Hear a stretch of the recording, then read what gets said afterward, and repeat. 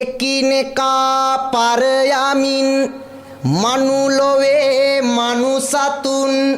දිවා රෑ සටනකම යෙදෙනවා දුක නසා සසර බැමි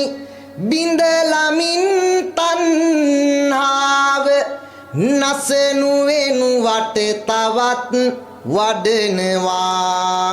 නසනු වෙනුවට තවත් වඩනවා කරුණාව මුදිතාව මෙත් සිතේ සිලිලාර බුදු බණෙත් ආදරය කියනවා තමන් පළමුව රැකී දෙවනු අන් අය රකිමු අපිට අපි ආදරය